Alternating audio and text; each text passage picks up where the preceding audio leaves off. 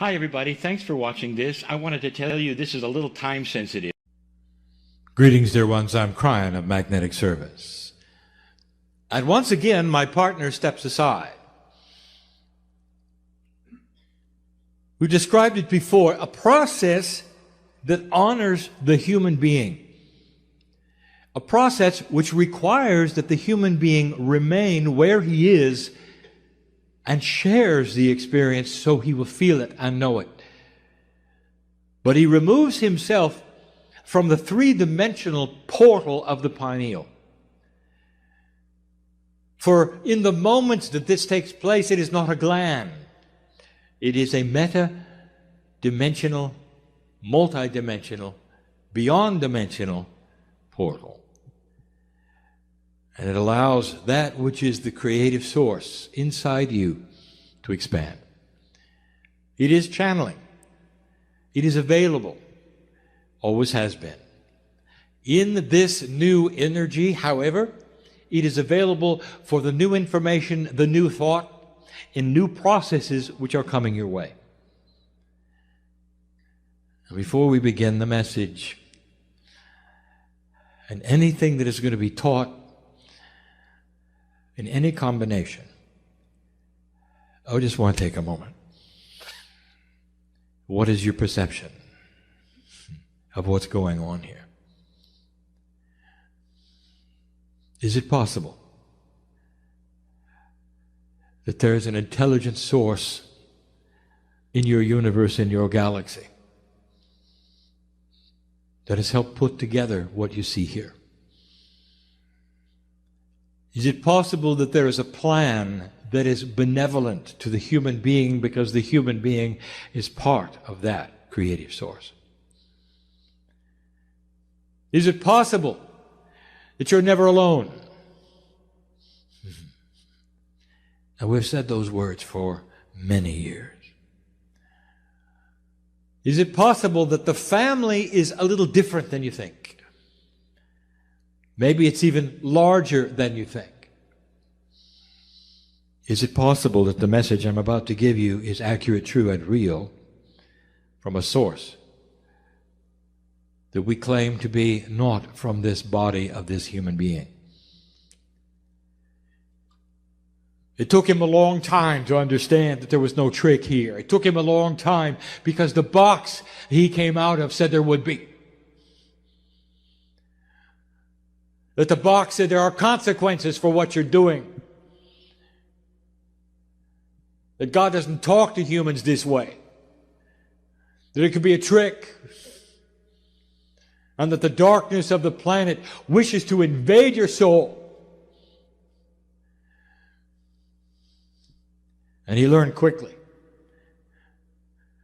that every single time he opened this gland and the pineal became the portal for the higher self, he got the love of God. That's all he got. And it's pure. The purest thing he has ever experienced. It is always the same. It has never tainted itself. It has never biased itself. It has never told a human to do something out of integrity. It is always congratulatory. More than benevolent. It's family. Never changing. 23 years. That's the way it should be, dear ones. And if you need some kind of proof that this is real, maybe, just maybe, you would open that part of your heart that you have the ability to open and say, I would like to feel something. I would like perhaps some validation within my cells that this is correct. And you would begin then to feel the chills that you can only get when you know the truth is being revealed. And the truth is, I know you. I know your lives. I know what you're going through. Oh, soul, you are known to me. We have done so much together. You have not seen my face or my name. I'm with you all the time. And when I say I mean the entourage, which is in that, which you would count them to be trillions, knowing who you are, standing with you in the hardest times you have, through the tears, through the sorrow, and celebrating in those moments where you choose to toast victory. And sometimes the victory is health, and sometimes the victory is solutions over problems you had for a lifetime. We know you are. You're never alone. There is a system that my partner has taught about for years. It's a system we have mentioned in countless channels. But we've never really dedicated a channel to this system in the way we're doing today. That includes the new energy of today, because this is a system most of you don't even know how to use. Some of you use it all the time. You just don't know what you're doing. It's not intuitive. It's going to be the truth about synchronicity, and we'll subtitle it The Demise of the Bell-Shaped Curve. When something happens to you that is good, your friends around you will say, what a lucky person you are. What are the chances that this would have happened to you? When you go into a difficult situation, and perhaps it's even something that is common to humanity and in your culture like surgery, and you will come out with such marvelous results, and they'll say, well, this is beyond our expectations, and what lucky person you are. And then you do it over and over. Or you go someplace and you meet just the right person who knows somebody else who just has the right information, and you end up with exactly what you wanted. What are the chances, they'll say, of this taking place? What a lucky person you are. Because humans do not see the structure of synchronicity. They see a structure of planning, forward-looking. And that is the only way you can achieve things. And in that puzzle, they even will mention positive thought. But that still is planning in a linear fashion so that you will arrive at a goal. And no matter what kind of process you have studied that will get you from A to B, there's got to be a goal. And in some of those, you will take the goal and you will paste it upon the refrigerator so you'll see it every day. And this is a linear human being.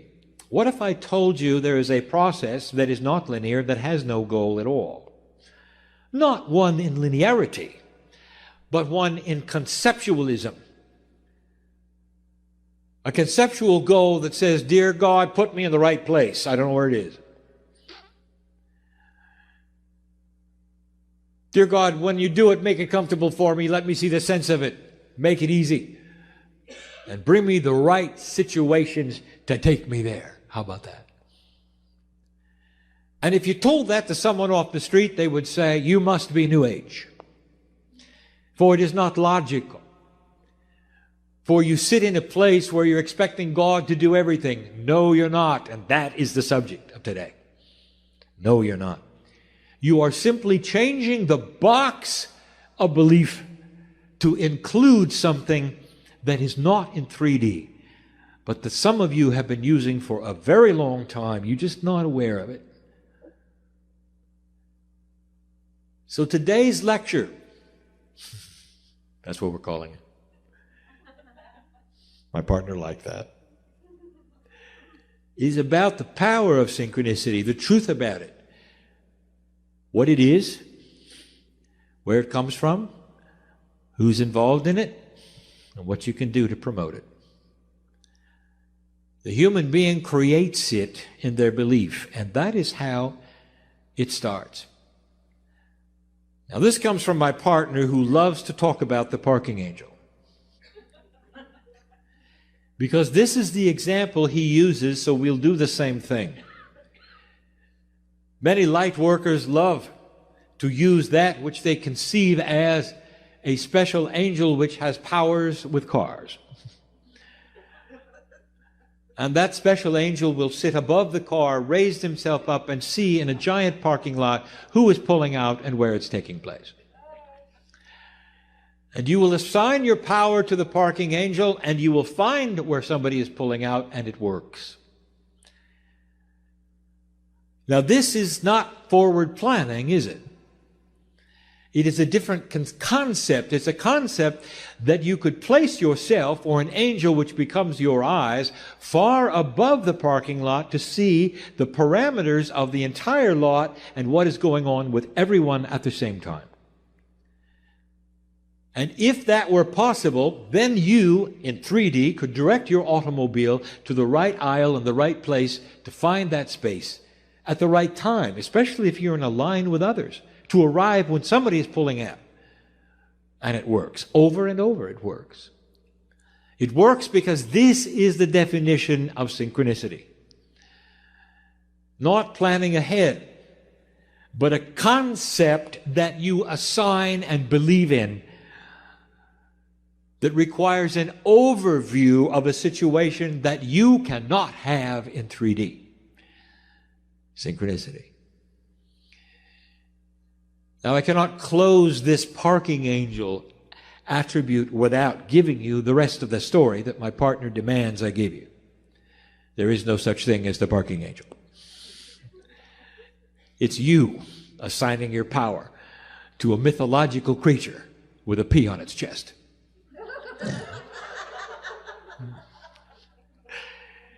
And humans are very good at this. They don't believe they can do it, but they believe angelic powers can do it. Therefore, they assign their power away. It's you doing it, dear one. It's you doing it. You just don't believe it. So here we are with the example. It's the same one we've given over and over, my partner has given, that I've encouraged him to give because it is the one that so many of you understand. Now let us put that in a larger capacity. The scale of life and living. Here you find yourself in a situation where you wish to move forward into an area you don't know about. All you want to do is park. And when you park, that is a metaphor for putting the vehicle of the human being in a place that is appropriate for your life, wherever that would be. It gets you there so you can move on with what you came for. That is the metaphor. Humans have an idea where that would be. It's normal for you to build goals. I want to write a book. I want to create a healing center. I have this. I want to have that. It is absolutely normal. The first question I have to ask you is, are you okay if it is not what you think? Is it okay if it's better? Is it okay if it matches the Eckhart you came for? And the talents you have that perhaps you're not even aware of? Here's how it works. This is the how in 3D. You come to a meeting like this and you meet somebody for the first time. You didn't come with them. You meet them in a place in the back or in the bathroom. And you get to talking and you find out you have common interests. And then anything can happen. They have information you need.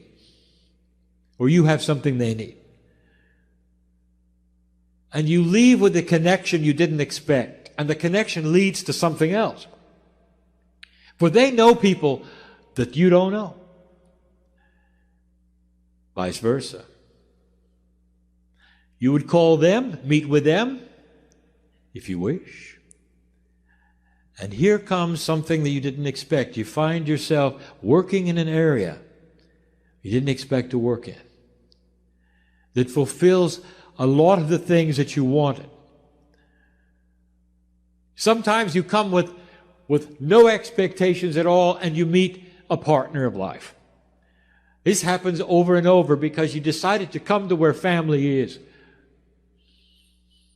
Over and over, human beings have resigned themselves to being alone because nobody believes what they do. And they'll come to a meeting of like minds and find somebody that does. Life's changes, romance, synchronicity. They didn't plan it. You see the difference? The human who steps out of the door on the way to this meeting, what do? I'm getting ahead of myself. What do?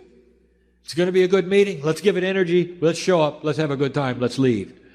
Or, dear Spirit, if I'm supposed to meet somebody, then let me have the wherewithal to at least look for it. Do you see the difference here? One is planning. One is expecting concepts that you cannot define. Concepts you cannot define, which would guide your life into a place you didn't expect. I am sitting in a room with old souls, and at least a quarter of you know exactly what I'm talking about. You're here because of it. Somebody showed you something that turned you around. It made you look, didn't it? It didn't give you a doctrine, did it? It made you look. Can you put a price on that? It made you look into a place that said, am I divinely built? Could my biology have something bigger in it? Something called innate, which is intelligent and knows who I am and works with me when I ask it to. A consciousness within a consciousness that would hook me up with synchronicity. Way beyond average, way beyond the bell-shaped curve. So I just gave you the scenario that can happen over and over in meetings like this, in small gatherings, in large gatherings. I'll get to what was required in a minute. Now let us talk about how it works. And these are things that we have discussed seldom, and never in a package like this. And we've got to talk first about the majesty of the human being. It wasn't that long ago we gave you a channeling called the 9 energies of the human being. It's what I want my partner to begin teaching. It's esoteric, it's complex, it's time. And there are conceptual parts of the attributes that must be taught that go beyond what a human being is used to hearing, even in these meetings. And here is one of them. If it's true, dear one, that you are a part of the creative source, do you then logically understand that your soul, if you wish to call it that, is enormous and only a piece of it is inside your biology? If all of it were there, you'd vanish. You'd turn into light itself, more than the power of the masters of humans. You'd have that which Elijah and Elisha saw together and experienced. Vaporization of cellular structure because the power of God cannot live in a human being at full strength. Do you understand? And if you understand this, you will understand that you are only having a piece of what is you, that is the Creator, in your body. And so here is what begs another question. Where is the rest of it? It's with me. It's on the other side of the veil as part of the creative source. It never left. Now here is what is difficult in your box. You carry around a corporeal identity which is singular. We have said this before, and you're really not. You are part of a group which is God. A piece of you separates out and becomes corporeal. That's one body with one face and one, what you would call, life. This is how you see things. Now let me tell you, the truth is you are a multidimensional being, and part of you is on the other side of the veil, which you call God. Get used to it. It is not separated out. There's not a soul somewhere with your face on it on the other side of the veil, tapping its toe, waiting for the rest of it to come home. There are humans who believe this because all they can do is project their linearity onto the majesty of God. We've talked about that. So get used to the fact that there is a quantum God and a linear human being, and you cannot put them together easily. You're part of the soup, which is God. And that part looks down upon you and is always available.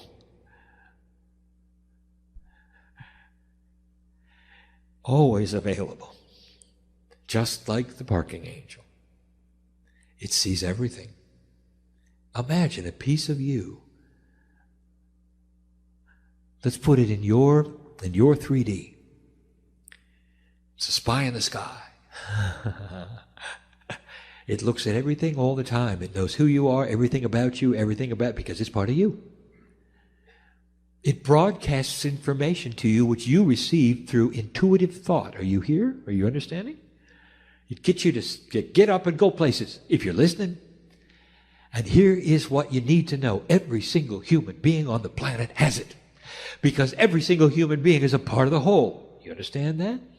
What happens, however, if there's a broadcast and 90% of the people don't have a radio? They don't get it. The broadcast is still there with their name on it. They don't have a radio because they don't believe it. Then here comes you. Some of you got your radio a long time ago. Some of you are just getting it now. You're believing it exists. The radio is the pineal gland that opens up into a multidimensional portal and tunes right in to that which is you. And that is hard for a human being to understand. And it guides you left and right. It knows who you are. It's benevolent. It's part of God. It's part of me. It's hard to explain. It's why it feels so good, dear ones. You ever wonder why it felt so good? It's you. It's beautiful. It's beautiful. If you're part of the creative source and you are quantum and multidimensional, it means that God has your face on it. And will never lead you into a place for other reasons other than benevolent and beautiful. And that's the system. Now let's come back to where were you when you decided to come to this meeting and what was it about? Some of you are sitting here today and you didn't know about the meeting until the last minute. I want to tell you, you're tuned in. Your radio's working. Because the intuitiveness spoke to you enough for you to look someplace, do something, go somewhere, and find out this was happening. Now I'm going to ask a magic question. Don't feel too bad, but who haven't you met in the room? And that is a big one. You can't meet everyone, can you? Now, we're getting into the process of synchronicity. And the process is guided through intuitive thought, through what you call the innate intelligence of the body to be in the right place at the right time and talk to the right people. And you can't plan ahead for that, can you?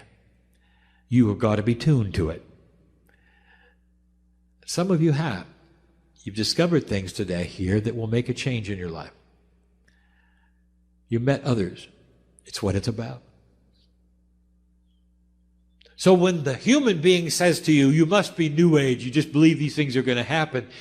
No, you don't believe that at all. You're going to work for it. You're going to fine-tune intuitive thought, listen to it as much as you can that puts you in the right place at the right time.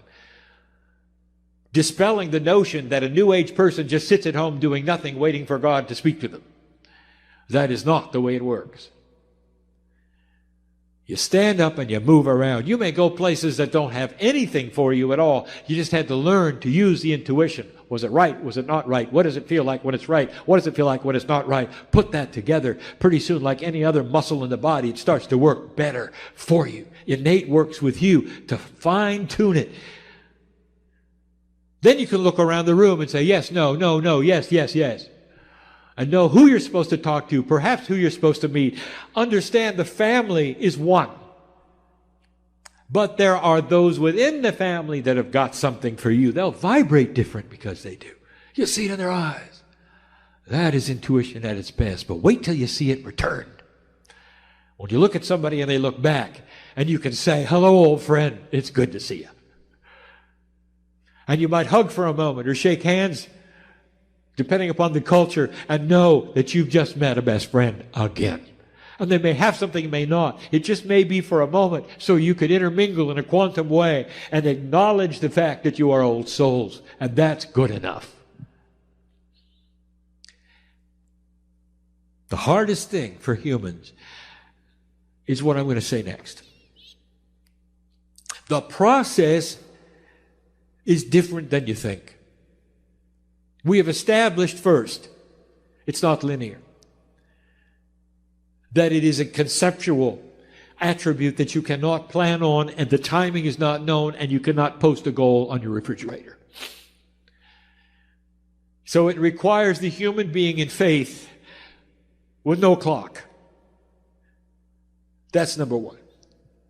We've established that the information comes from that which is a lot of you on the other side of the veil, because you cannot hold all the mastery that you have in the corporeal body. And you are part of the creative source and always will be. Part of you is on my side of the veil. It's the part that talks to you intuitively that says, go left, go right, stand up, sit down, go over there and meet that person. And the next one, it's hard.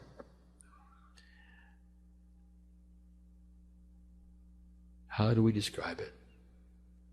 Got 7 billion souls on the planet. And they all have the same attribute as you do. All of them. And they're all on the other side of the veil as well as being here. All of them. And they're all talking at the same time and broadcasting things. But they broadcast them, these things they're broadcasting with the mind of God, because they're on my side of the veil. Are you understanding this? So if they have a corporeal self which is completely and totally unaware and has no radio, it doesn't make any difference. They're still broadcasting what's going on from the eye in the sky. And that means you can listen to them as well. They're tuned to your frequency. They'll tell you where not to go. They'll tell you things that intuitively will help guide you and help you. Now that you don't understand. Again, in singularity, you're hooked up to one soul, you, right? On my side of the veil, right? No. You're hooked to all of them. And they're all benevolent at the same time. And so therefore, even the soul parts and pieces of complete non-believers are still broadcasting information that will help humanity and you and the ones who are not listening. And you're getting guidance from all. A hard concept. So it's not just for you to be here and there. It's also for you to stay away from here or know what's developing over there. Intuition starts to grow and you become really, really lucky to other human beings. Wow, people say, look at that tragedy they escaped. Why did you leave the building before it fell down? And they will say, I don't know. Something said to go. And they did. And it happens over and over and over and over. Is it possible that the human soul is connected in such a way that it talks to everybody at the same time, and the ones with the radios are picking it up? And they are old souls. What are you supposed to do with this information? Well, we've already covered a little of it. Understand the process and believe it. That's first. Do not get disappointed that the planning is not working. You can't have both, dear ones. You can't have plans in the corner just in case the synchronicity doesn't show. Because you'll void the synchronicity if you do it. Do you see that? Second one. Understand that synchronicity may take you to a place you didn't plan on. Is it okay? And the old soul will sit in the chair and will say, yes, it's okay, anything. Really? Really? Because humans like it their way. You get pushed and pulled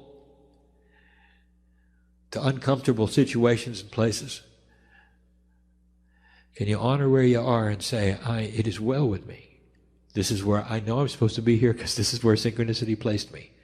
And you can feel the love of God surge through your brain and your heart and all the cells of your body when you say that. Thank you, God, you say, for putting me in the right place at the right time. Let me tell you something. Your goal will never be accomplished. Is that okay? You'll always be in motion. Always. There'll always be the ladder to climb in knowledge, in awareness, in energy. New things coming your way, always. To the moment where you take your last breath, you will never have arrived. And you don't like that either, do you? You want to come to a place and say, I made it. This is where I belong and I don't have to work much anymore. Old souls always are working. You have to just throw that away. And it's got to be good enough. Because that's why you're here. Synchronicity can put you in places that are beautiful. It can save your life. It will save your life. It voids all the karmic attributes that have pushed and pulled you forever. It changes the way people think about you because you change. It changes the way you think about others because you're put into places to see who you are. It rearranges that which you believe because you start to have reinforcement of action that is working. And you can stand tall and tell somebody you have no idea where you're going and you're proud of it. And you're healthier than they are. And you're happier than they are. And you love people they won't. You see what I'm saying? This is a change. It's a change in everything that the human being has been taught in 3D. And it's not let go and let God. It is a partnership that's a new arrangement that's conceptual and demands work on your part. Demands it. You've got to change how your brain works. And move into this place where before you leave someplace, you're going to look at it differently than you looked at this one. And you're going to say, if, then, that, I will. Help me with it. Expect synchronicity. And if it doesn't come, it wasn't supposed to. Humans are funny. Look at the phrases that everyone in your culture uses. Well, I guess it was supposed to happen. They have no idea. Or the universe had a message for me. They have no idea. That's exactly right. Exactly right. But I've just given you the mechanics of it. It's beautiful. It's for you. Information is being broadcast all the time. Even from the non-believing souls, because they're on my side of the veil and they know this is for you as well. It helps you go from A to B, more than that. It helps you to run into processes and principles and people that have things that are going to marry to your Akash. This is what's new. There's going to be a beginning of a marriage, not just to help humans navigate humanity, but to navigate that which is coming. Setups for the next time around. Now, what do we tell you? The last time we spoke, Akashic inheritance. What you learn this time carries into the next. So the setups you have this time will carry into the next. You'll remember them, and you'll keep going. Today's synchronicity is tomorrow's future. It is that important that you start to learn how to use it and to carry it, how to expect it, how to believe in it, and change the way things work for you. It's part of this new teaching that we're saying. It goes beyond the bell-shaped curve, which says that in this room there's averages and that there are those who are better and worse at certain kinds of things. No. You can control it. All you have to do is nudge it a little. And it's called synchronicity. And it's not sequestered to you, old soul. any single human being who wishes to get the radio. And the radio is the acknowledgement of the higher self and the fact that God is inside, a willingness to listen in a way they never have before, to a source which is loving and beautiful and will never change. And so it is. Hi, everybody. Thanks for watching this. I wanted to tell you this is a little time sensitive. Greetings, dear ones. I'm Kryon of Magnetic Service.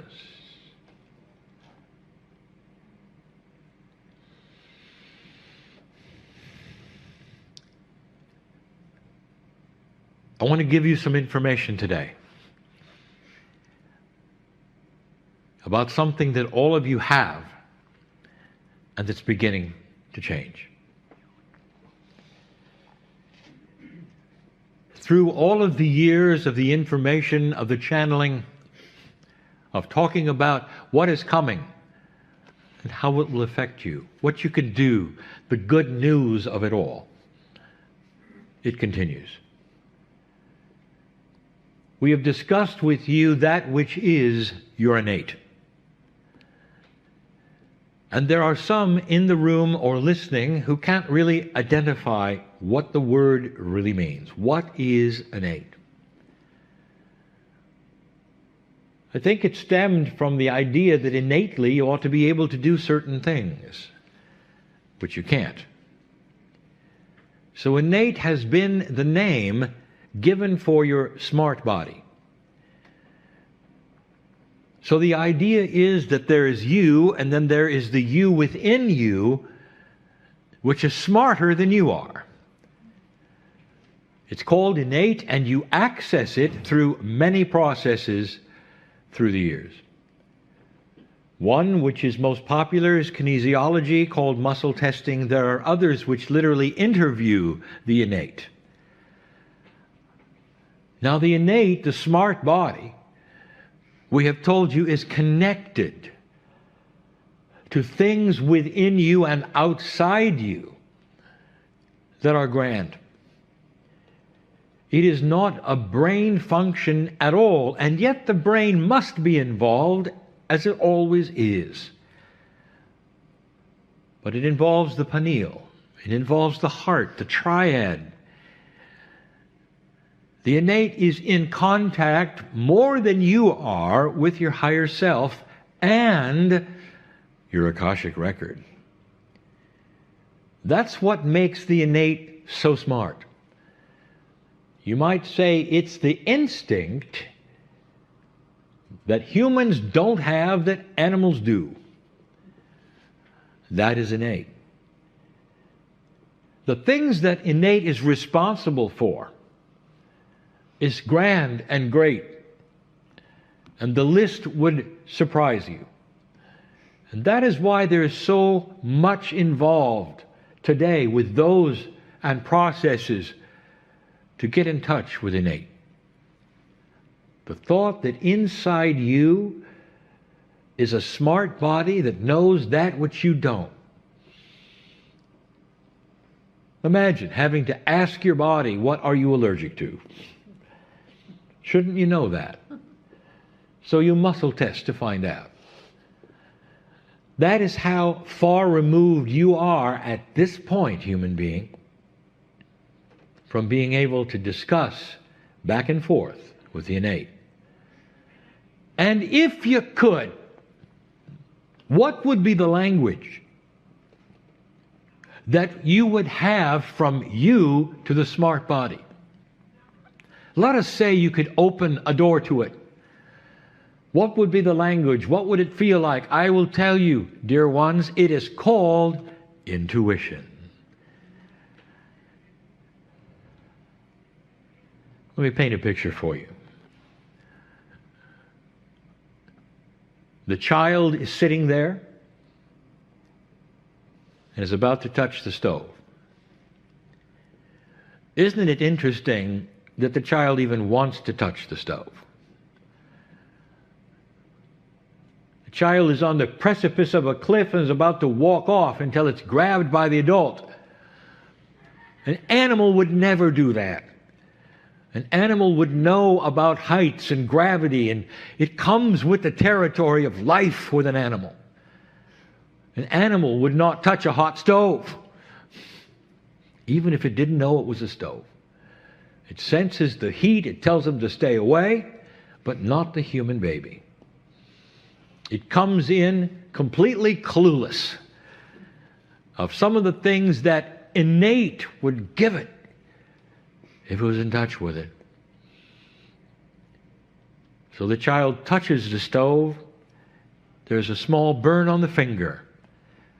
And inside the child's brain, there is activity that is forever. Synapse, neurons, complex growth that occurs that will etch into the child's brain, don't touch a stove. And it's going to be there all its life. That's profound if you think about it. One action of burning your finger will last forever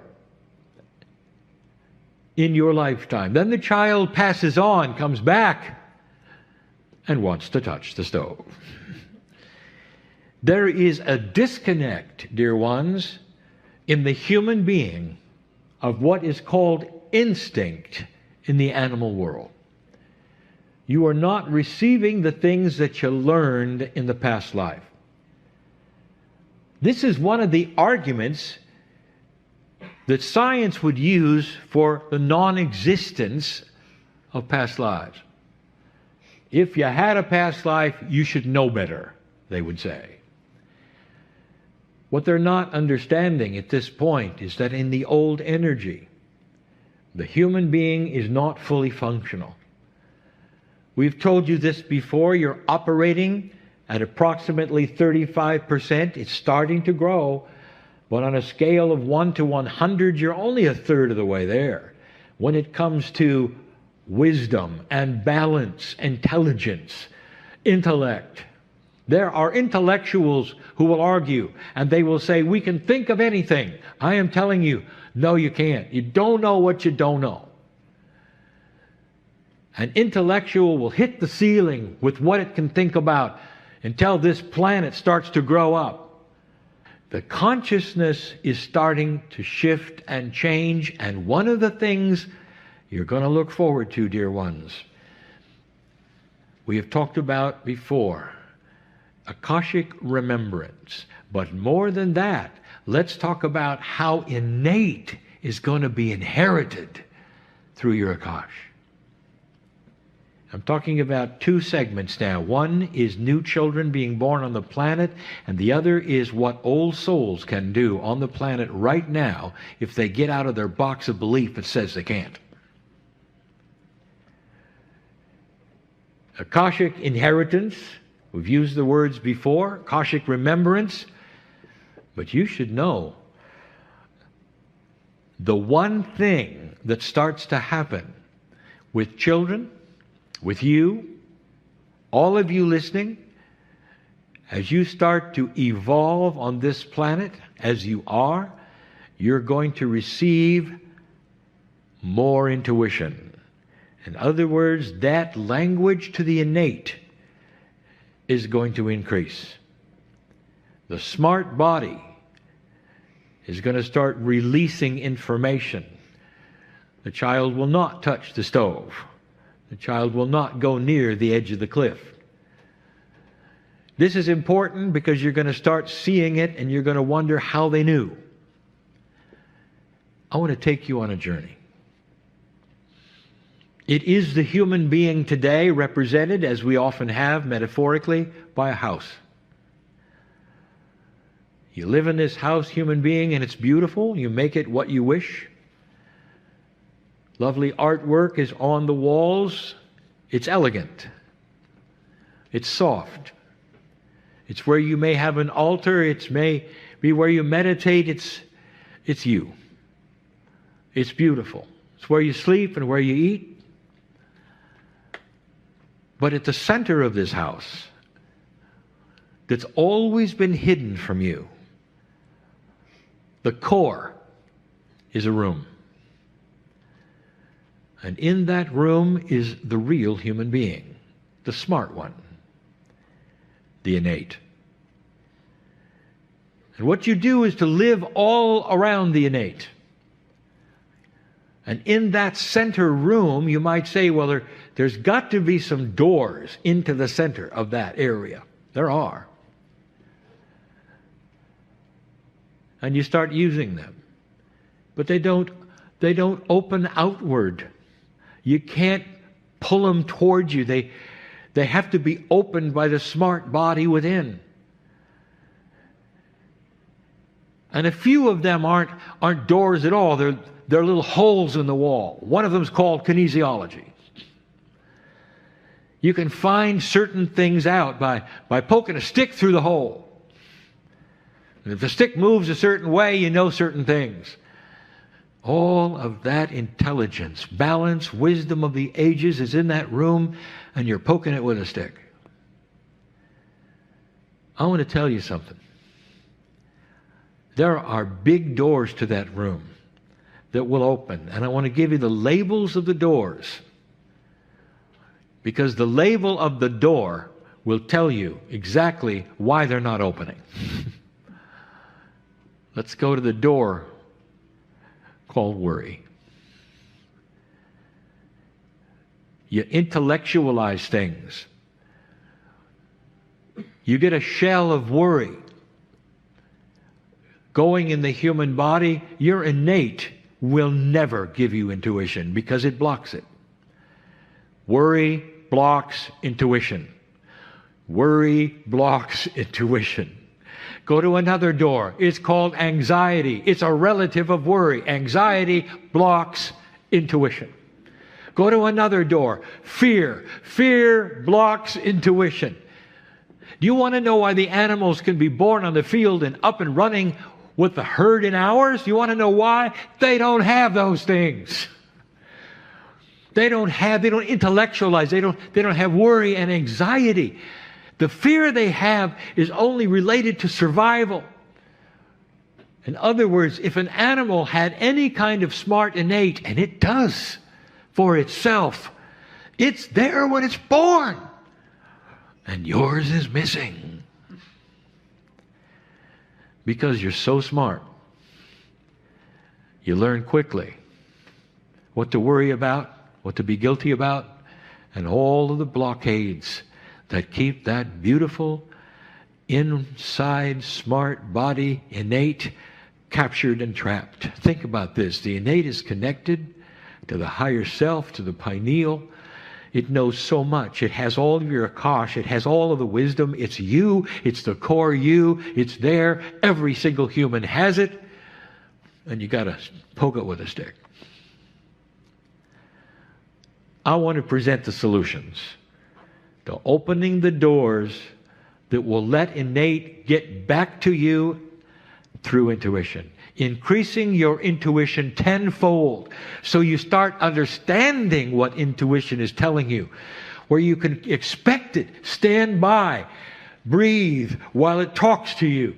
Understand it's a power and not a fleeting experience that you wondered what you heard. I want you to take out your eraser and erase the words on the doors. And I want you to smile while you erase worry and anxiety and fear. And suddenly the doors have no labels at all, and you will feel them suddenly start to be opened from the inside. The innate is realizing there's no more blockade. And you will start to be at peace. It is the peaceful human being that has the greatest intuition of all.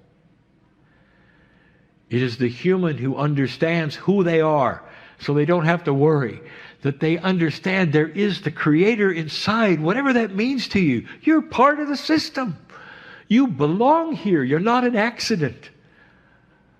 You start to understand that and feel at peace with it, even smiling with it. And here it comes. The intuition you've been asking for. Turn right, turn left, do this, do that. This is bad for you. This is good for you. This is interrupting you. Change your attitude, change your food, change your path. change your family. That is the intuition that you have prayed for, that every human being wants to hear, the smart body that is connected to all that is. You came in with it. Did you ever wonder why humans don't have the instinctual power that animals do? I just gave you the answer. Too much intellect. Too many things to figure out, to worry about, to analyze. The example, we might have given it 50 times so far. When you leave the room, you'll go to your car. You'll enter the car and start the engine, and you'll drive away. But let me tell you, if this was an example of what you do with your own body, you'd get in your car and you'd have to read the manual of how the engine worked before you stepped on the gas. You want to intellectualize every single motion of the pistons involved. You want to know the pressure ratios and the fluid mechanics of the transmission. And that's what you do with your own lives. You intellectualize yourselves to the degree that innate is trapped. Innate is your best friend. Innate wants to be part of this new age. Dear ones, children are going to be born with greater intuitive power. And that is why they are going to upset the apple cart and the systems, even more than they are now.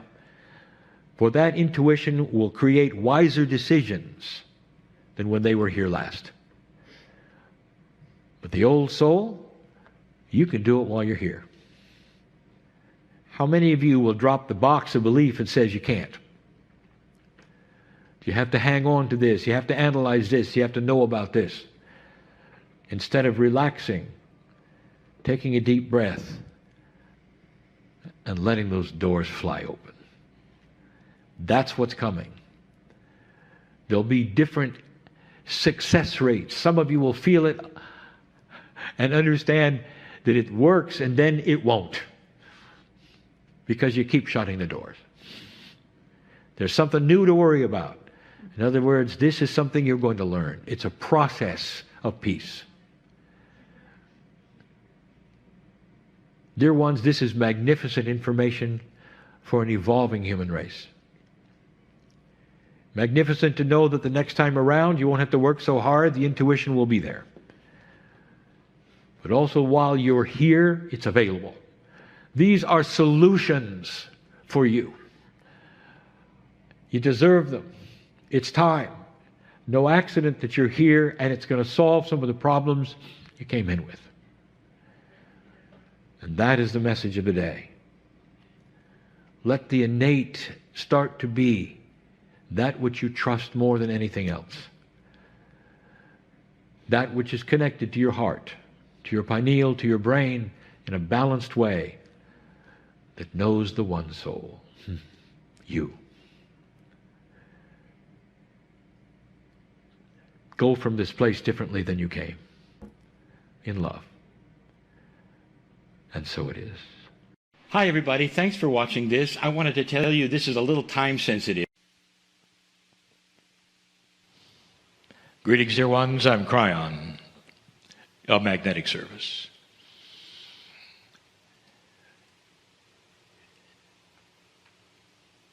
It's a really profound message, is it not, that you just heard. And I want to enhance it even further, but I want it to be this group. There are so many who would ask the process of channeling, it's who's really talking?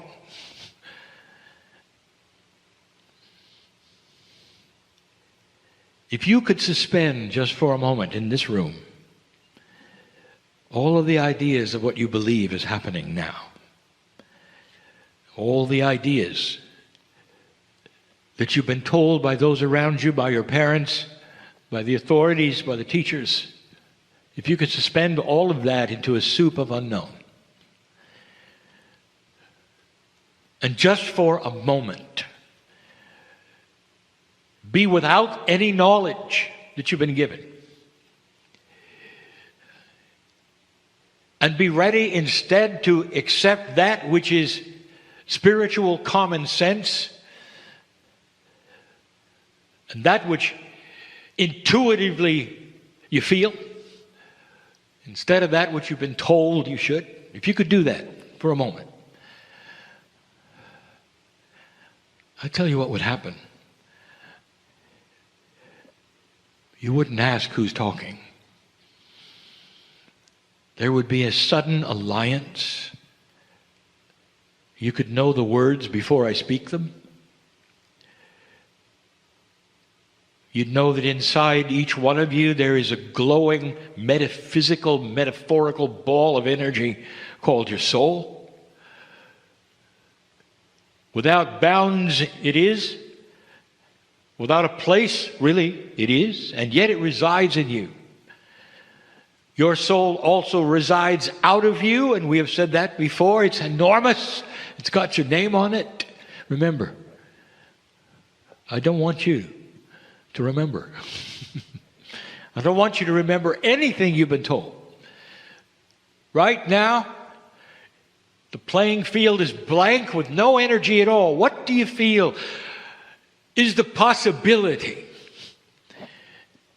that you were born on purpose,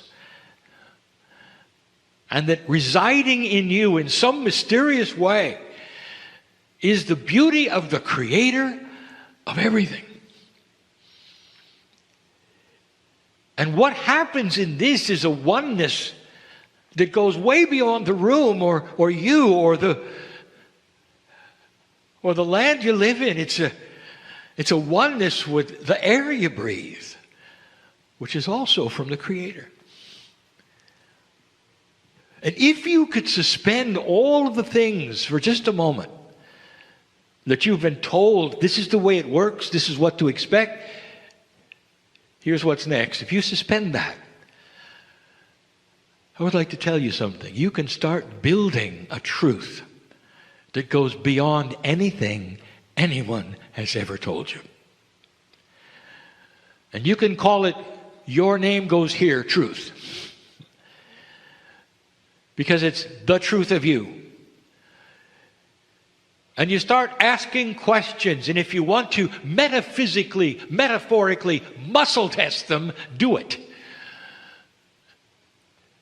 Am I here on purpose? Yes. Does the Creator of the universe know me? Yes. Is it possible that when I die as a human being, that beautiful part of me goes back to the creative source? Yes. Therefore, say it, it makes you eternal. It makes you not a human. The human is simply the vessel that is being used right now. It's in the mirror every day. But the real you is magnificent and is loved by God. God is the name you made up. Human being, you made it up. If you don't like the name, make up something else so that you like it. The eternal light, the great central sun, Spirit, the Creator of all things. Give it a name. It's you.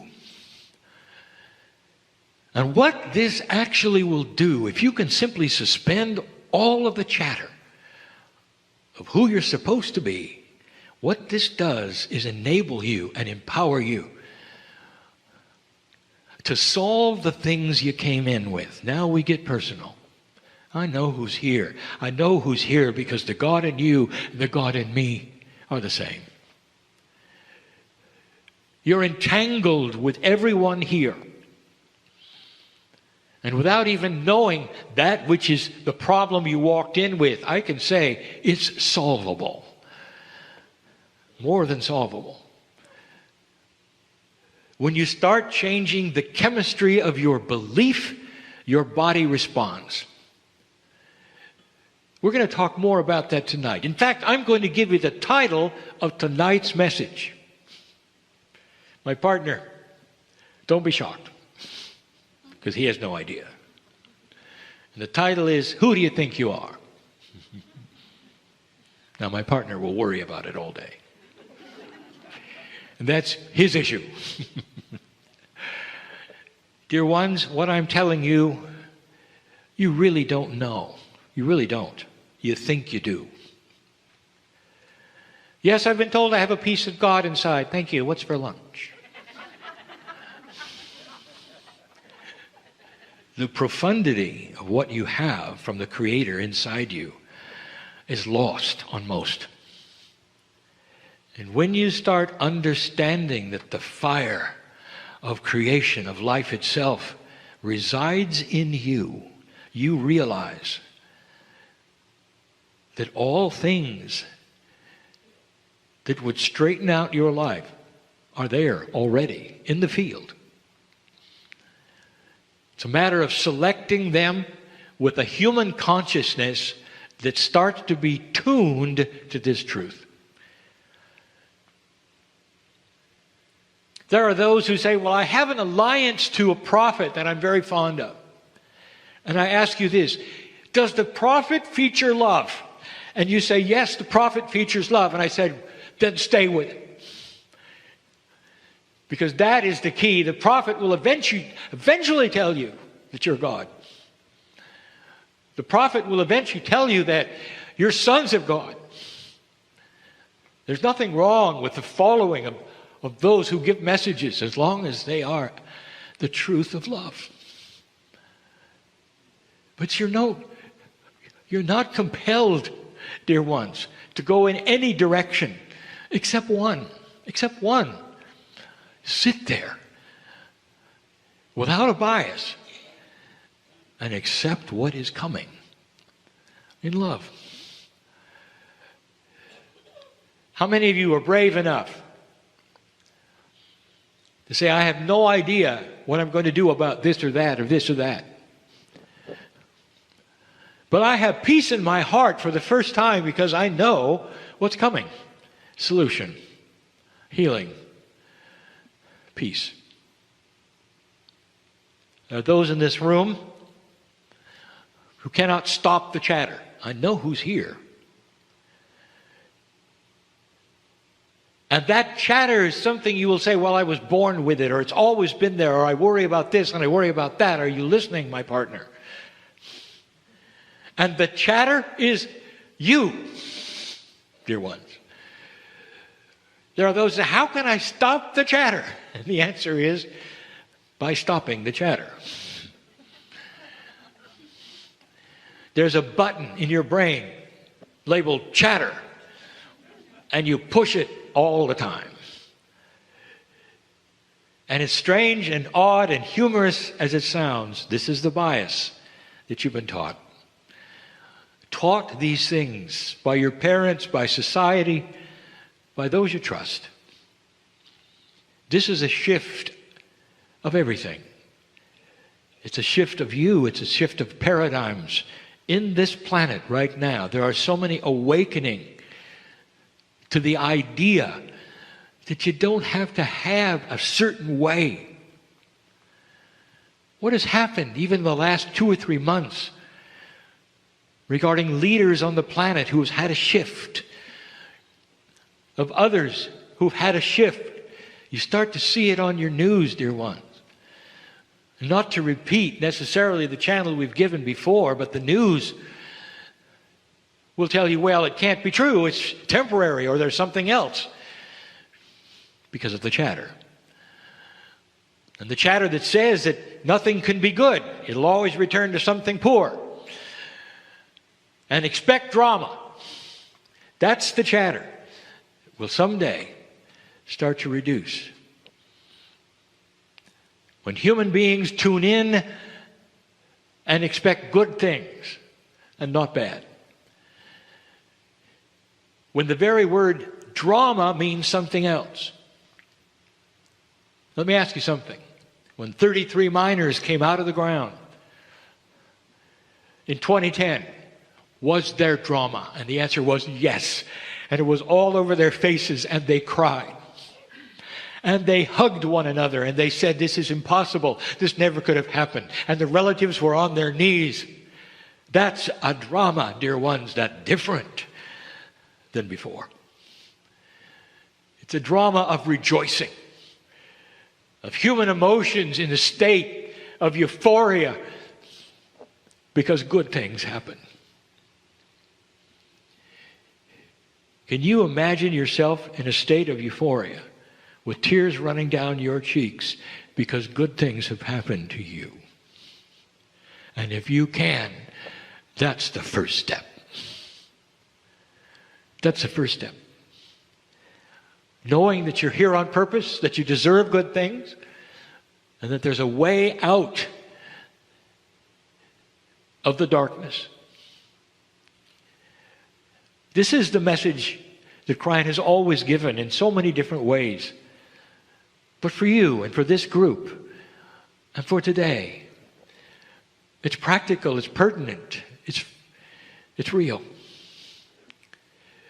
Now I say what I always say. The message is winding down, so you don't have to suspend your belief anymore. You can go right back and put all the chatter back. Everything that's everybody told you should or should not do can come right back if you want it. So your free choice. Wouldn't it be nice to be your own person to the degree that people don't see you as obstinate or stubborn, they see you as loving. You're your own person in integrity and love. You know what you want. And it has results. And I will tell you, the people who may criticize you today because of what you say in this way will be on your doorstep later asking you how you did it. That's the truth. You have an avenue to peace and solution, lack of drama and health. And that avenue points right back to the source of all that is, which lives in you. And so it is. Greetings, dear ones. I am Kryon of Magnetic Service.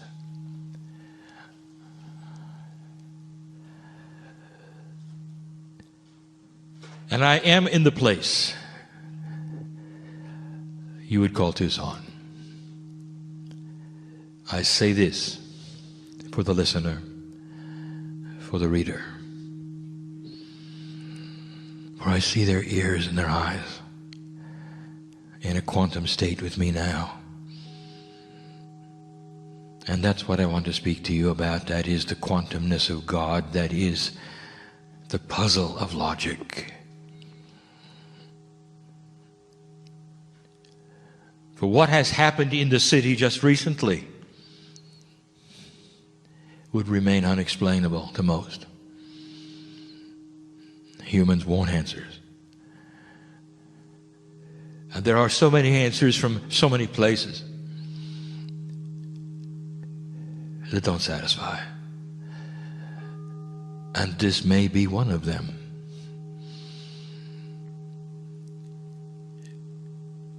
The reasoning escapes all of you because there are no reasons for such a thing.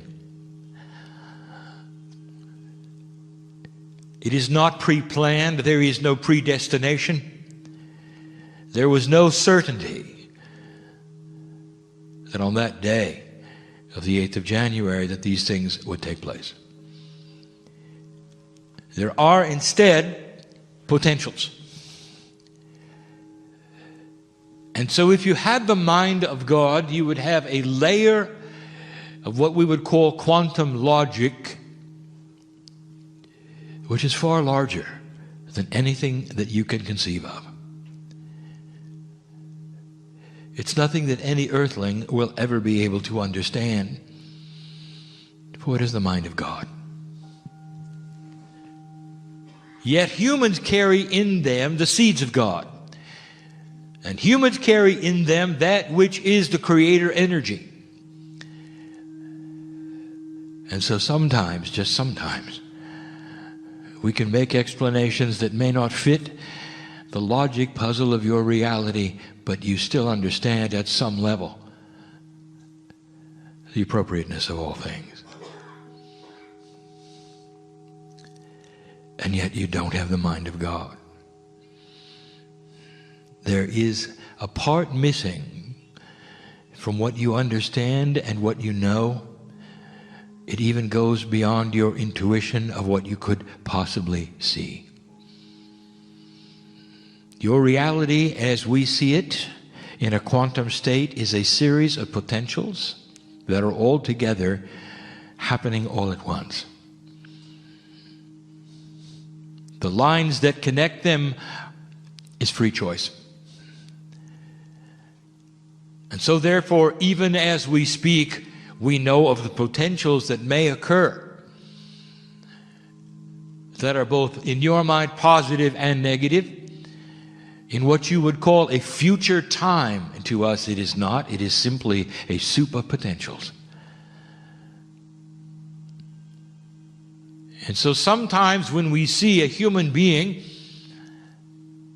with free will and free choice, which is going to do something which you would call a tragedy, and an imbalance take lives, it is a potential on that which is what you might call the screen of what could happen. There's no guarantee. And yet the layers of logic, of spirit, use the synchronicity of what might happen in order to push and pull things around so that if it does, there would be offsetting things that would be positive and good for the planet. And this is the puzzle before you, because it looks like God is involved. And therefore you would say, well, then God is involved in the tragedy. Why could this happen? Why would God let this happen? And we get this constantly, on your knees in sorrow and tears.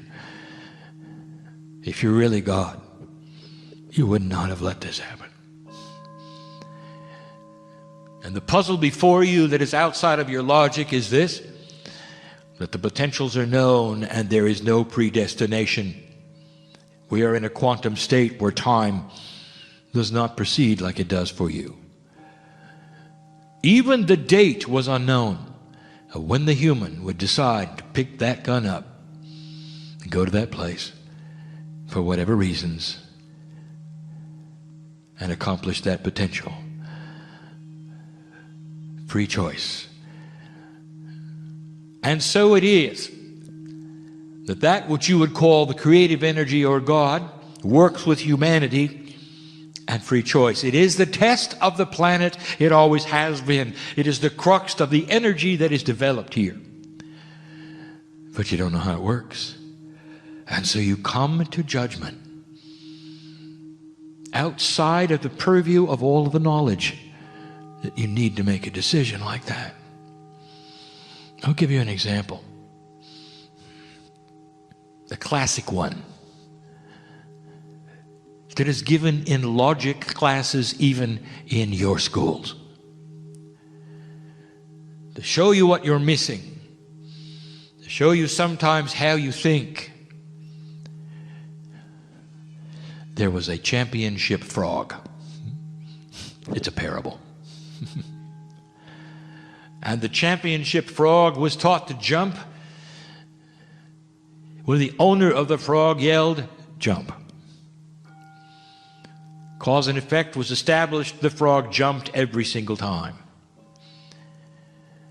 The question was put, what would happen if you removed the legs of the frog? And so they did. The master yelled, "Jump," and the frog did nothing. He just sat there. No legs. Therefore, all of the scientific journals of the day wrote up the experiment, and it said it proved conclusively that removing the legs of a frog makes him deaf.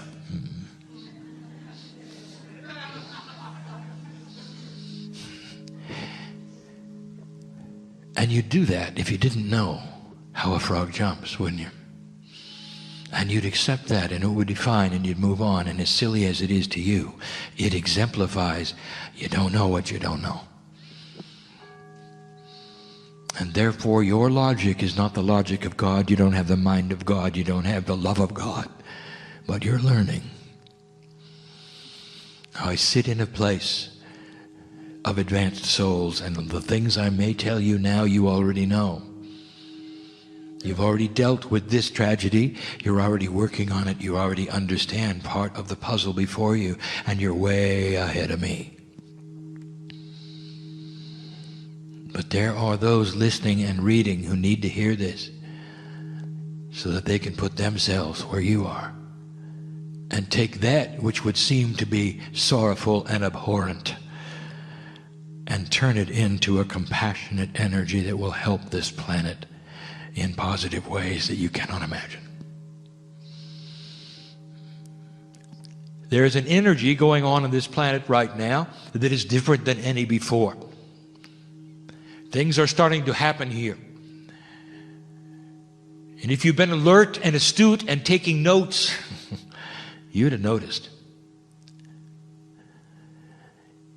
that events such as this, whether they are positive or negative, seem to wind up on an international stage where everybody can see it. And it's for a reason. There are reasons for things. And this is one of them. So that you could see the effect of compassion. We have told you the new energy that is being imbued into this planet by the crystalline grid of the ancients, by those living now, by the decisions of the harmonic convergence, by the 2012 alignment, all saying the same thing. Take a look at yourselves. And do not accept these things, whether they are good or bad, negative or positive, as simply things that always are. Look at the things you like and look at the things you don't like. And decide what you're going to do about them. Your action may be sitting in meditation and sending energy to the planet, sending energy even to the one who sits in jail,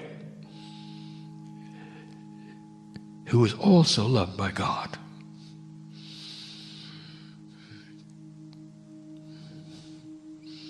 You had something happen in October. And you'll remember it for a very long time. 33 miners came out of the ground. And for a few hours, the entire earth celebrated 33 lives. And here is an example, dear human being, of something you've never seen before. The earth can generate compassion without death. Good news. Compassionate news. Reunited families. Beauty. And the 33 over and over, 33 letters in the message, 33 hours to get them out, 33 men.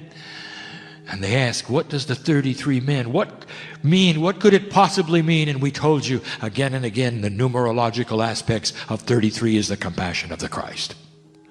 And it's been before you, so you could look at it. It's not a mistake. It is a lesson. And the lesson is this: you can get just as much attention and create just as much compassion with something that is beautiful than that is tragic. And this is new for the planet. There are several axioms to remind you of that are new, and the number one is that these things will be spotlighted from now on. They haven't been. In the past, this actually could have remained local. And it wasn't. I'll show you that in a moment. I'll give you some things to think about, the synchronicity of it all. Here's another axiom. That compassion from a light worker has at least 10 times the energy of helping the planet from the compassion of one who is not an old soul and has never awakened to the Creator inside. Therefore, if you're going to have a compassionate action on the planet, let it happen where there are a lot of light workers, you see. Now, Spirit did not create this tragedy, but because Spirit knew of the potentials of it, there were certain kinds of things synchronistically that worked its way. You don't know how a frog jumps. It's going to sound like Spirit planned it, and we did not.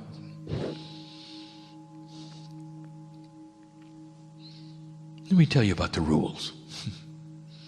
Before we even speak of the event, let me speak of the rules of God.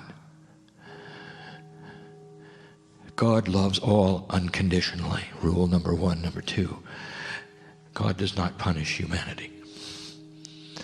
This city did nothing wrong. The people that were involved did nothing wrong. And yet human beings want to go to their knees in guilt and say, what is it that would have created such a thing in our backyard to our people,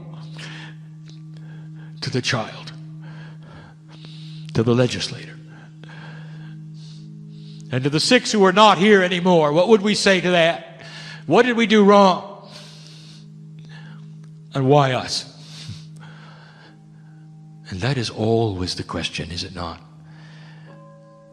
And you wring your hands and ask for answers. Because we knew of the potentials of a human being with free choice doing what he did, it was not that difficult for us to work with it. We could not stop the human being, and we never will. Any more than we could have stopped those that boarded the airplanes and flew them into buildings, where 3,000 people died, horrible deaths, crushed. And it wounded the very heart of the nation. And they cried out, you could have stopped them. Oh, the humanity, they say, you could have stopped them. And this is what you should know. The rules are this. Human being free choice will always trump the actions of God. But because we knew it might happen, synchronistically, we had those ready with cameras. Synchronistically, everybody caught it. Synchronistically, the entire nation could have the compassion which went right into the crystalline grid, which will never be the same. And the 3,000 knew it. And so did the 6. Standing on the other side of the veil years ago in your time to us today, we saw the potential. We see the potentials of what those unborn will do. They are only potentials, but they are in the soup of our reality, our quantumness. You don't know how the frog jumps, so you cannot fathom what this must look like. It's not predestination. It is predisposition. You are predisposed to follow perhaps a karmic path. For that which has you come to the earth with the parents that you have, with an unbalance that might occur with the actions that then may result. And we knew it before he was ever born. And that means that we knew at a level you cannot fathom the ones who went there that day to receive the bullet. They knew too. Not consciously. And I spoke to them before they came in. Here's the potential. See it? You're a piece of God right now, about to become a human being and give away the power and all of the knowledge that you have, and yet go down there once again and serve this planet, almost blind to the dimensions that you know, working in 3D, running into the walls of a misunderstanding. And look at the potential. You might not last long. I spoke to the 9-year-old. My dear, you may only have 9 years, maybe a little more. And you know what she said to me? If it'll help the planet, that's what I'll do. And you wonder why we wash your feet.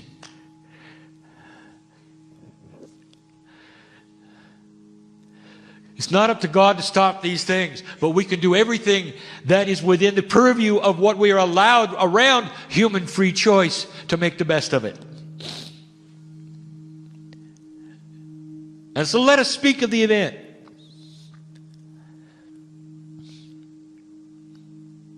Why Tucson?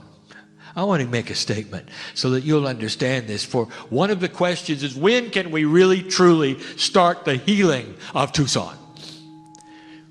When could we say we've turned the page and now we're healing, we've mourned enough, and now we're ready to get into another way where we can heal these lands and these hearts and all that? When will it start? I'll tell you, and you're not going to understand.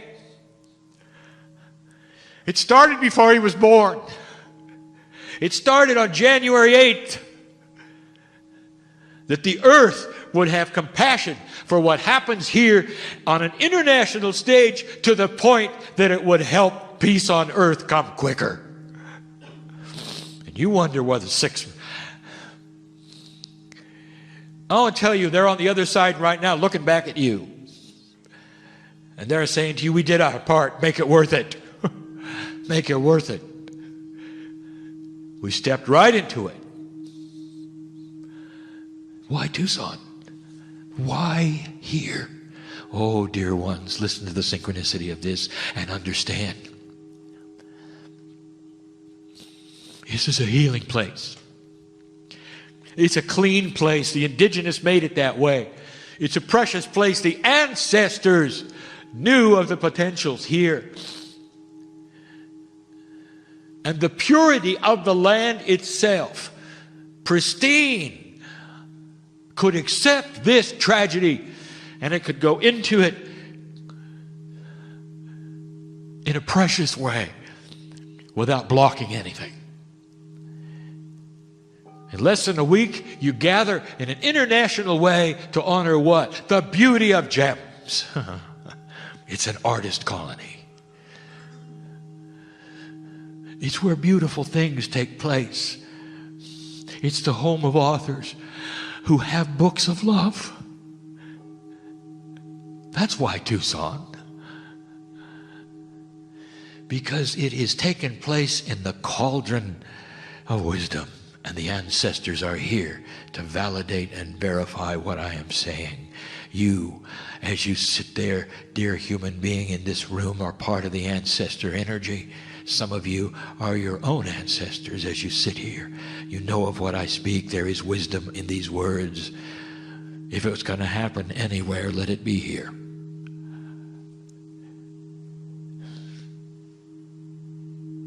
For this is the energy of wisdom. And it will be able to generate a compassion that no other place would understand but this one. For those who deal in art, in music, in beauty, in sound, in light, are wise old souls. And there's a lot of them here.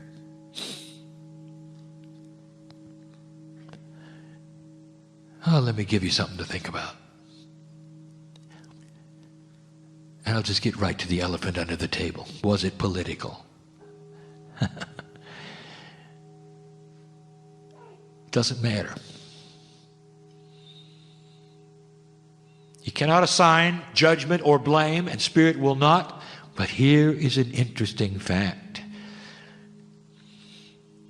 Because of the target that he chose, and that which is political, in the tragedy, and the attributes of it, it brought the president here.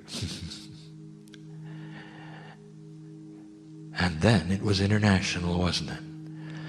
And then it became the compassion of the planet for just a moment, and not the compassion of Tucson or even of the United States. Do you see what that did? We couldn't control the shooter. nor would we ever. Free choice. But the synchronicity around it, let us help make it into a compassionate event that would help the planet. You don't know what makes the frog jump, and some of you are still being confused. I want to take you back to 1999 to show you how unusual this is. 1999. Two young men walked into a school in Colorado, loaded with weapons, and they proceeded to shoot their classmates. And a lot more than 6 were killed.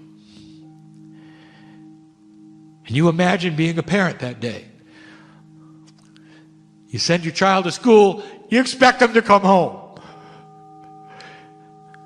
And the grief was great, and the compassion was great, and the tragedy was there to see, and there was no presidential visit.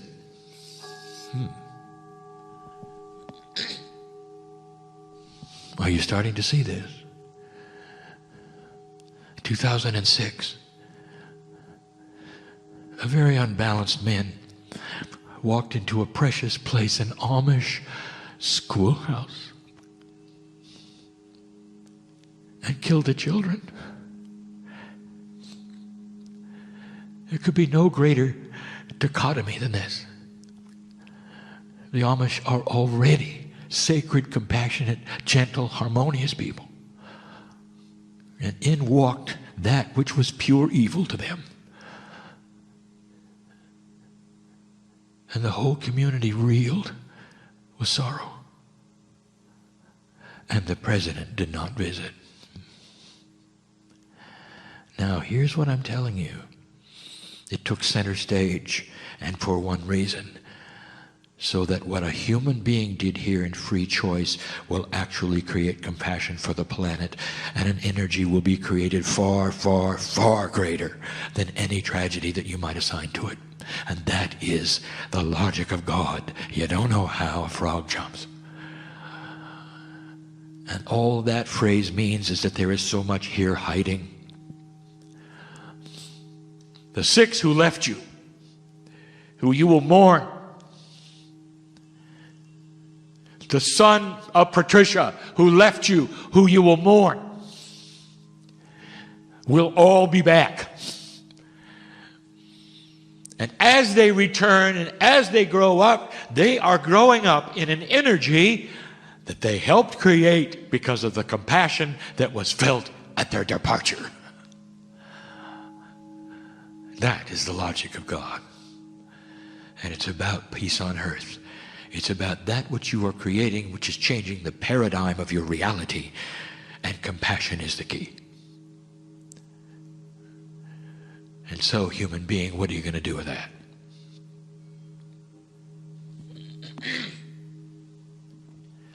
Last week, I gave you a message about the potentials of 2011. And there were those in the room who attended. And I'm going to repeat something I said there, for you need to hear it, and it has to do with politics. It would seem intuitive to every single human being in the room that in order to accomplish what you do as Americans in Congress, you must have at least 2 parties. For that is the way it has always been. The red and the blue. What if I told you that there will come a time when there will be no parties? And you will say, well, that's impossible. It's impossible, Kryon, because you're not human. You don't know how funding works, you say. It's got to be a party that creates the power to raise money for the ones who cannot, and it's spread around, and this is the way we work. And if you didn't have parties, you'd have no funding. Nobody could advertise. No one could get elected. Oh, really? Are you aware right now You have a president who was elected on the internet. He figured it out. When everybody can talk to everyone, you have plenty of funding. A few dollars here, a few dollars there. You talk to millions at the same time. They talk to millions at the same time. It's a new paradigm of communication. The young people know all about it, and you can't stop it. It is a worldwide communication. It doesn't matter how many laws you pass. It doesn't matter what you decide, who is in charge. You can't stop it. It's out of the bag. This is how the communities are going to be communicating. This is how the politicians are going to be communicating to you, literally coming into your home in a holographic form, perhaps, and explaining their position one by one, without a party. And you will elect them to your Congress without a party. And they will sit in the chairs without a division, and there will be no such thing as the aisle. And that human being is called unity. And there is a paradigm that you cannot even imagine. And it's in the works. And then you'll have a Congress that works together and gets things done. Compassion and unity are the new key words of the planet. Tucson is part of it. I want to congratulate those in the room who already knew all of this. And have been working these puzzles since January 8th. Who have been healing the land, sending compassion to those left, trying to explain it to those who needed to have it explained. There is love here. There are reasons here. There is appropriateness here. You're all working the same puzzle. There'll come a day when you'll understand it all. When I see you on the other side of the veil briefly before you come back, you'll know how the frog jumps. And we'll look at each other and smile, and you'll go, ah, ha, ha, ha. Send me back. I've got work to do.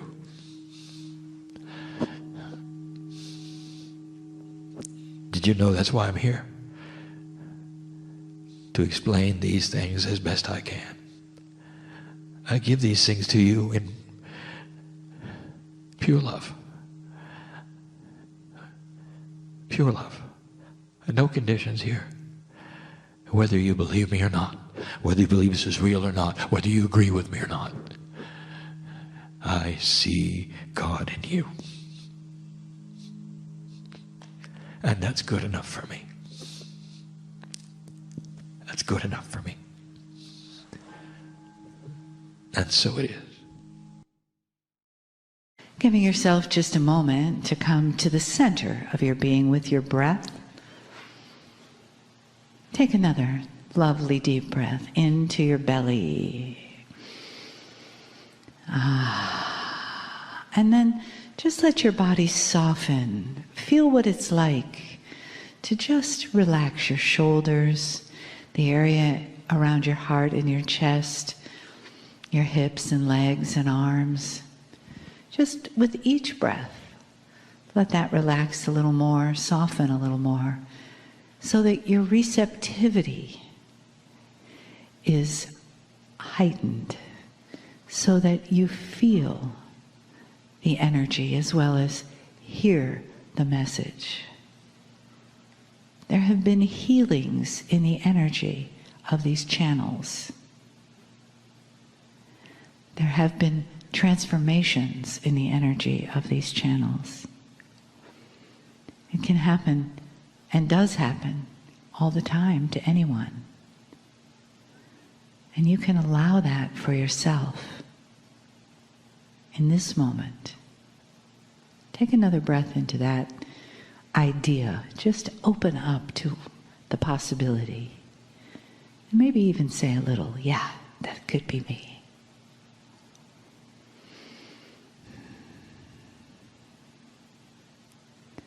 And as you soften your breathing, find that beautiful halo around your heart, knowing that this is the place of home in your body. the place where the light shines out from and into. And you can walk forward with that light around you as these beautiful messages from those who love you so dearly begin to unfold.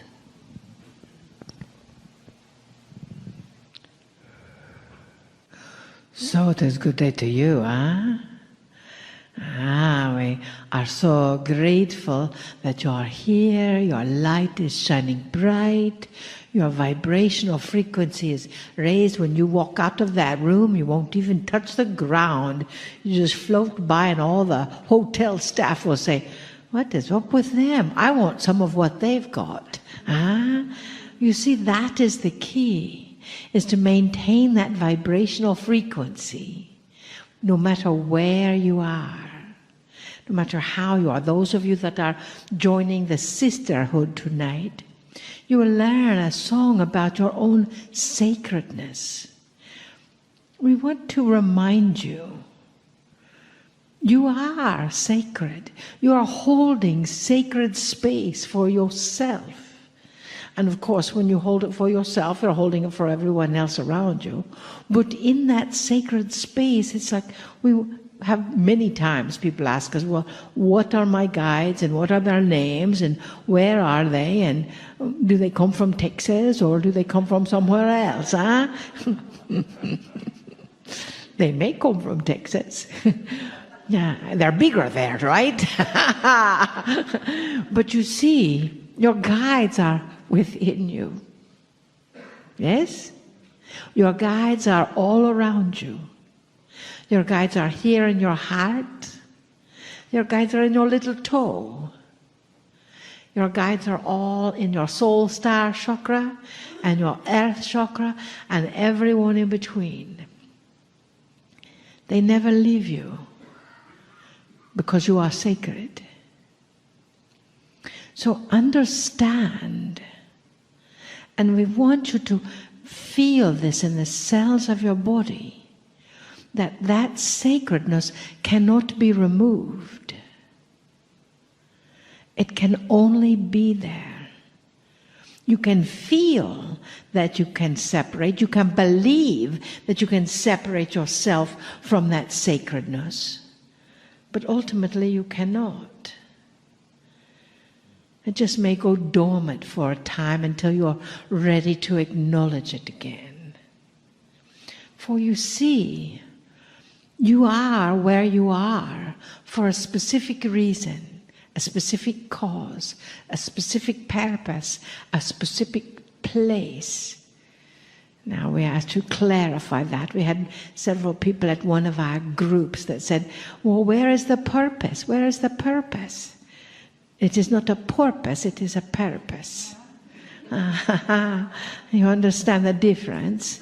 One is in the water and one is choosing to go in the water, maybe sometimes. But you see, that is your purpose. Without the fins, except by choice. But with that purpose, that is the divinity. That is the divinity that you hold. That is the divinity that is encompassed in your body. And some people might say, well, if I am this sacred being, why have I been diagnosed with an illness? Please note how I stated that. I've been diagnosed with an illness. I don't have it, which is a difference. Understand that sometimes people experience something that will help raise the vibrational frequency of the planet. Help raise the vibrational frequency. They volunteered for that mission. And that could be why, what is his name? Michael J. Fox. Huh? Did he not educate the world on Parkinson's? You see, that is how it works. So understand that just because you're sacred does not mean that there's and not an ailment there in some capacity, but you get to decide how you respond to that ailment. You get to decide, is this something that is going to stop you? Or is this something that is not? We have a dear friend that was diagnosed with stage 4 ovarian cancer. The doctor said, you need to get your affairs in order, that it is time. How long does she have? We hate it when the doctors say, oh, maybe 6 weeks or 2 months. They do not know. That was many years ago. She is still with us. You see, then when she had a doubt, the cancer came back. When she was gone, it was gone for 2 or 3 years. Then she started rearing up that old anger, which is a symptom of cancer. Rearing up that old energy and not acknowledging it and tucking it back inside and staying in that Zen place, as all spiritual teachers are supposed to be, which is ridiculous, We know you're real people and the Zen place is not always there, but you get to come back to it because you're sacred, And then she's done the energy of keeping herself positive. Letting go and healing, doing Reiki and body code and emotion code and any other code she could find. And she went from stage 4 again. Now she is at stage 1. In just a few months. So you see, she is acknowledging her sacredness. That is what we ask you to do. With any illness or not. But acknowledge that sacredness, that intention of what you are doing for yourself. Because when you are doing it for yourself, with, as our dear friend Kryon says, compassionate action spreads. And even when you go to the market, others are affected by your actions. And when you know that you are sacred, when you know that magnificence within you, when you have that acknowledgement that yes, you are a work in progress, and the sacredness may seem to be a warning sacredness sometimes, or that is when the not so Zen place comes in, that is all right. God, the source, gave you all of these emotions. Why wouldn't you use them? Why would you have to keep them in? The key is how you respond to the pile of contrast. Oh, this was on a different message. The people that are listening now may not know what that means. But as you see, then it is how you respond. And if you realize that you are sacred, so what is the solution that is coming from that? What are you learning from that? What do you get the opportunity to step into from that experience? That is where the magic is. That is where the compassion for yourself and all others are. And that then places your soul back into the place of integrity. And that is the key. And then what happens to everything around you? It also has the awareness of going back into integrity. For you see, dearest beings of light, you are the light. Yes? You are the ones we have been waiting for. And it starts wherever you are. You do not have to wait until this happens or that happens, or you get taller or skinnier or fatter or shorter or in a sweetheart relationship or not. It starts right here, right now. Sometimes we draw an arrow on the floor and says, start here. Hotels don't like that, though. So just visualize it. Start. You are here. And then you see arrows going out in any direction. Every direction. Because a step in any direction is the right step. You see, that is what happens when you are sacred, and you know this. When you are the holy ground that you wish to see in others. When the bottoms of your feet are holy ground. Where the top of your head is holy ground. When your arms and legs, if you have arms and legs, are holy ground. And if you don't, the energy is still holy where they were. That is what we want you to understand. Take a deep breath.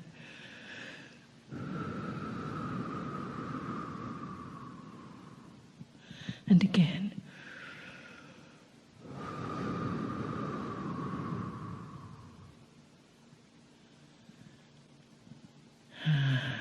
Better? Yes. You see, sometimes even in the most sacred of information that is connecting, you stop to breathe. You stop breathing. You don't stop to breathe. You stop breathing till you to breathe. Or something like that. Stop and breathe, huh? Wherever you are. We know for some of you it may be a shock that you are in a human body now. And you have to breathe in and out to survive in this planet. Remember, breathing brings you present. That is what we ask. Stay present. And understand that your presence is a present to all. It is connection. And for that we are grateful. We honor you. We love you. And we bid you namaste.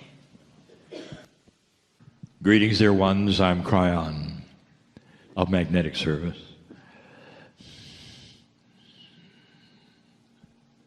I promised you a second channeling on this Saturday in Austin. It would follow suit with the first one in its theme. And so we'll do that. It's a message we've given before, and an important one. Unless you have been following the multiple channels that we have given over the years, these things are new. And so there are those who have been following and said, well, Kryon, you've given this before, and we're going to give it again. Because there are so many that are just coming across this energy, this message. And some of you are going to relate. The subject is the frustrations of the light worker in the new energy. And again, just for a review, the whole pretense is that past 2012, there is a new paradigm. And the first thing that changes that we talked about is you. And so this is about you. However, what we want to discuss at this moment are those old souls that have been in the work for a long time. It's not uncommon that there would be old souls that have been working the puzzle of light and dark for years. Years before 2012, there have been healers, many of them in the room. There are channels, many of them, in the room and listening, that have been doing their best on the planet to change that which is the consciousness to help those around them. And suddenly, there's a change. And the change is in energy. And let's discuss this. Which energy is it? What kind of energy is it? And we'll say it's raw energy. That's the kind that the old soul depends on. If you are in the category of one who is helping the planet in any way, in the meditation, in the healing, in authoring, those who write, and you've been doing it for many years, we're talking about the raw energy of connection. We've given many messages on connection. So let's talk about what that is. It's elusive. It's intuitive. It's what is taught as innate. It's that connection that you have with the Creator. Let's walk through a scenario. The writer, which is writing books about that beautiful relationship and the compassion with Spirit. Or perhaps they're writing a manual on self-healing. Or even on what it's like to move into an ascension status. All of this requires a connection to Spirit. And in the past energy, those who've been doing this for a long time count on it. And you sit down and it appears. One of the nice things about being in that energy, and there are those here who have done this, is that the clock stops. That's a metaphor, but it truly feels that way. You seem to have ideas and you write and you're blessed and you come forward with wonderful words and things that would help other people, and suddenly it's tomorrow.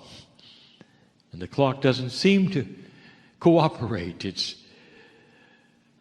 going too fast. Healers on this planet have similar kinds of situations, and there are so many of you.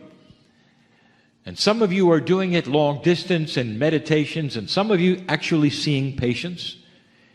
Some of you working with the numbers system or the astrology system. But those who see the patients and those who come and go will feel the connection when the patient walks in the room. The connection is the innate, which says, here is a blessed soul who comes to you to shift their energy. And you do.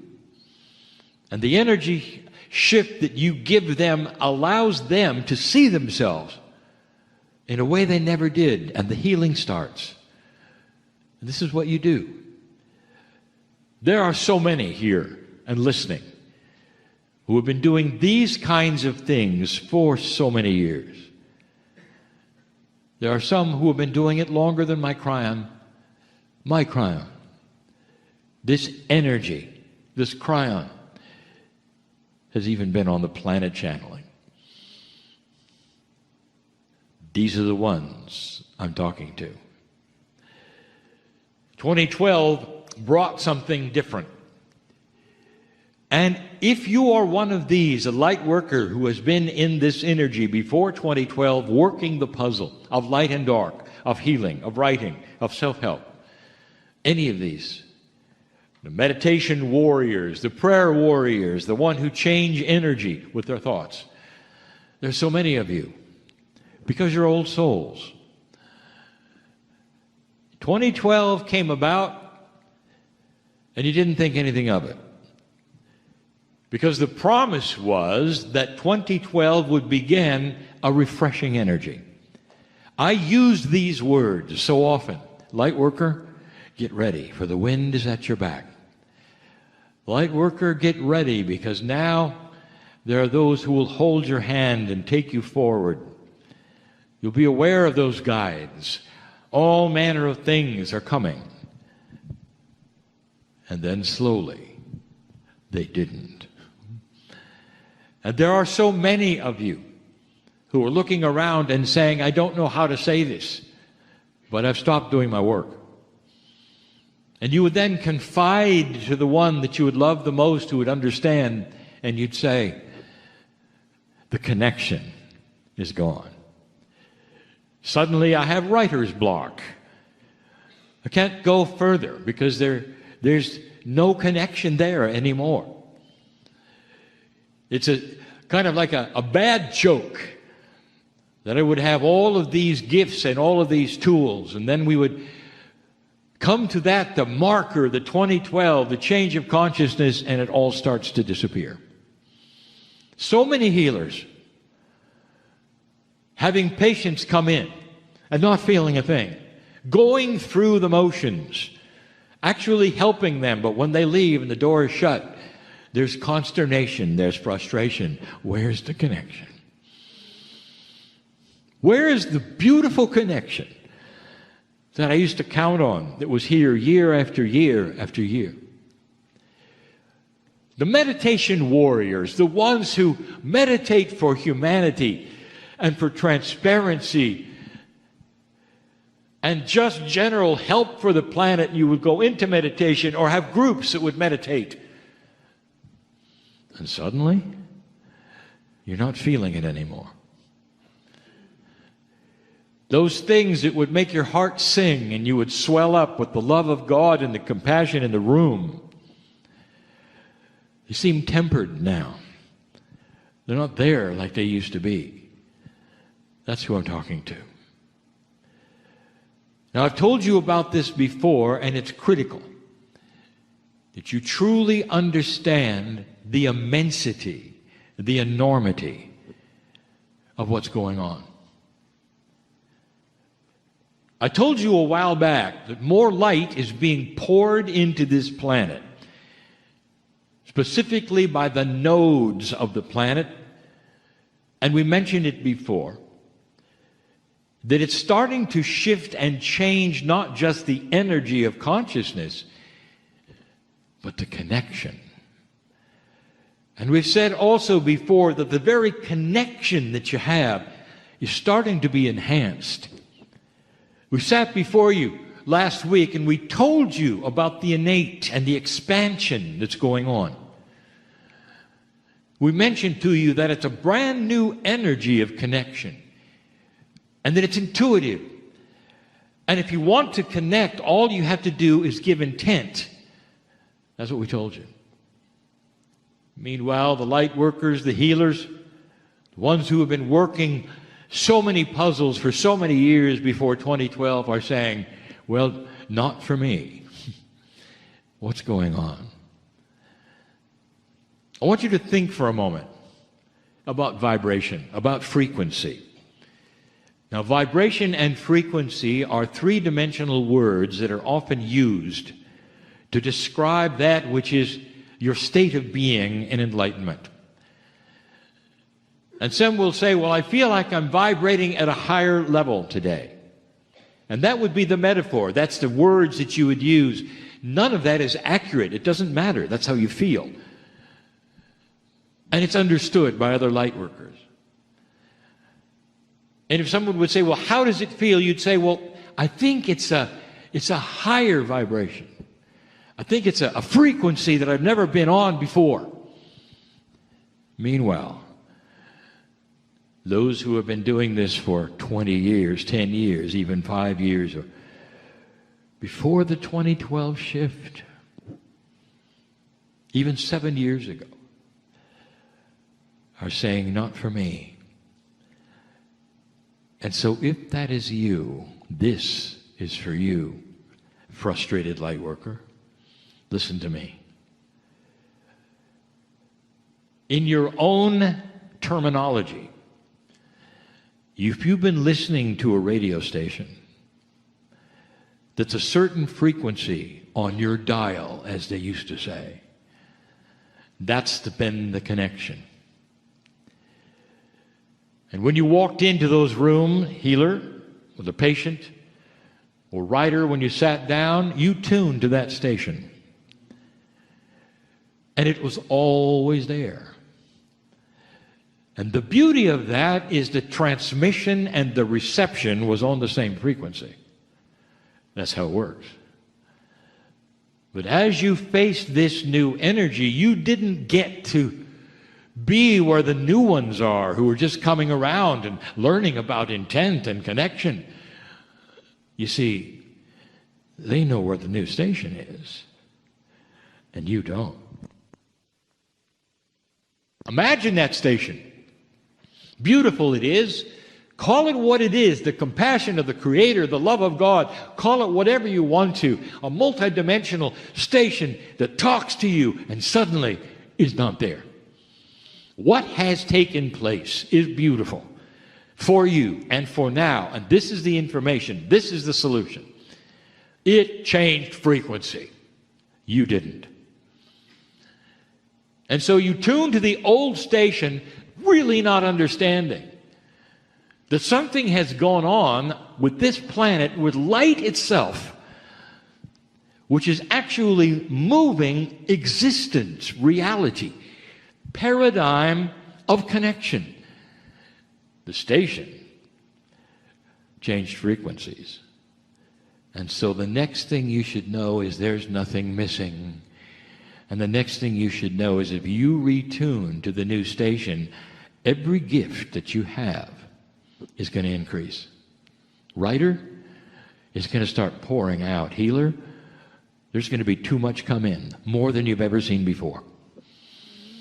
This is the promise, but you have got to reconnect. All right, Kryon, how is that done? It's not difficult. You have been doing this work for years. You know what to do. You just haven't done it.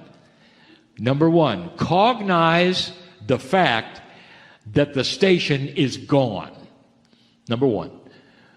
Now that's critical. Cognize the fact that the station got higher and you got to go to another frequency. And here's why it's critical. Because human nature comes in. When you lost that connection, what's the first thing you did? Think about it. What did I do wrong? That's what you did. You went right to the dark side of fear, wondering why God did this to you. I'm talking to you. Now that is human nature, as it exists today, not as it will exist someday in the future, but that's what you were taught. It left, you must have done something wrong. That comes from teaching. That comes from your parents. It comes from others who have taught you the mechanics of all these things or the way they work the best they could. But that's not what happened. What happened was that the station got new equipment.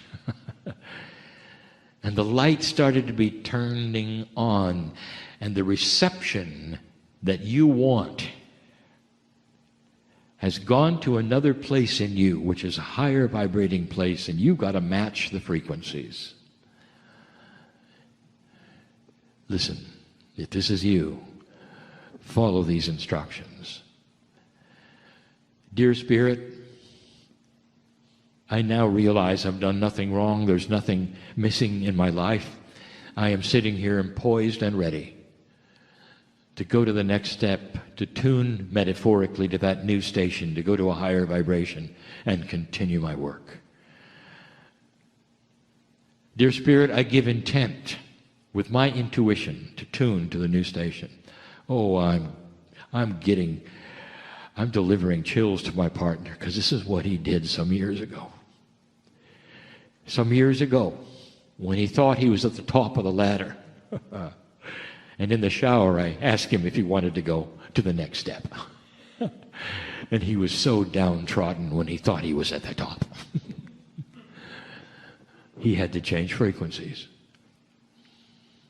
And so do you. And he asked the same question, dripping wet. What do I do? And I said, you have no idea. The power of intent. Here it is yet again.